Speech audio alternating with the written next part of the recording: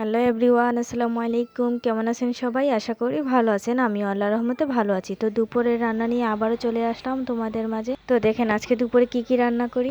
মাছ আছে, সবজি কেটে নিয়েছি, টমেটো কেটে নিয়েছি, এখন রান্না করব। চলো, তো একটা কড়াই বসিয়ে নিলাম, কড়াইতে তেল দিয়ে দিলাম। তেলটা গরম হয়ে গেলে পেঁয়াজ, রসুন, আদা দিয়ে দিলাম, দিয়ে নাড়াচাড়া করলাম।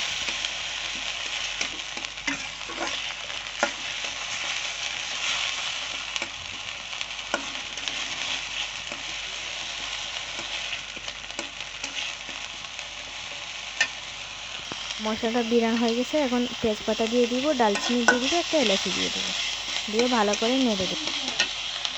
একটু জল দিয়ে দিব, না হয়তো পুড়ে যাবে। একটু জল দিয়ে দিছি, এখন সব ধরনের মশলা দিয়ে দিব।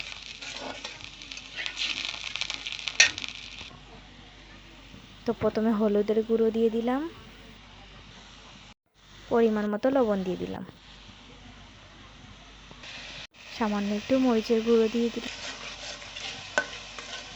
একটু মাংসের মশলা দিয়ে এখন একটু পানি দিয়ে দিব, দিয়ে ভালো করে কষিয়ে নিব। মশলাটা বিরান, দেখুন আমার মশলাটা কীরকম বিরান হয়ে গেছে। এখন সবজিগুলো দিয়ে দিব, সবজিগুলো দিয়ে দিছি, এখন একটু নাড়াচাড়া করে নিব, উল্টে পাল্টে দিব।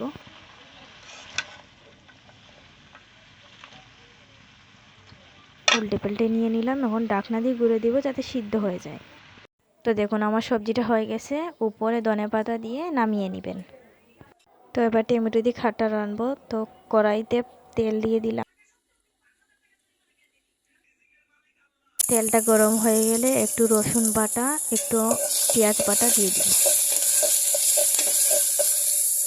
তো ভালো করে পেঁয়াজ আর রসুনটা কষিয়ে নিব, না হলে তো গন্ধ করবে। তারপর একটু পানি দিয়ে দিব, এখন একটু লবণ দিয়ে দিলাম, একটু হলুদের গুঁড়া দিয়ে দিলাম। মশলাটা বিরান হোক, বিরান না হলে মজা লাগবে না। দেখুন মশলাটা বিরান হয়ে গেছে। 5-6টা শুকনো বড়ি দিয়ে দিলাম, এখন টমেটো দিয়ে দিব। টমেটো মজার জন্য একটু পানি দিয়ে দিব, টমেটো মজে গেলে পরে শিরা।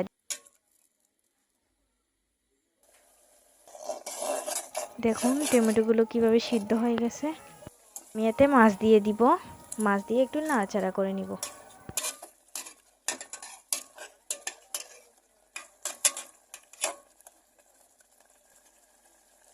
পরিমাণ মতো পানি দিয়ে দিব এখন।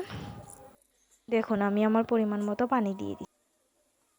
খাটাটা উতরানো হয়ে গেলে এখন ধনেপাতা দিয়ে নামিয়ে নিব। তো দেখেন আজকে কি রান্না করলাম। সবজি রান্না করলাম,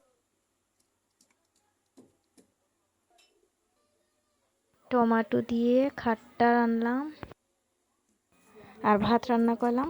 তো আমার ভিডিওটা এই পর্যন্ত। প্লিজ চ্যানেলটা সাবস্ক্রাইব করে দিবেন, একটা লাইক করে দিবেন। ভালো থাকেন, সুস্থ থাকেন, আল্লাহ হাফেজ।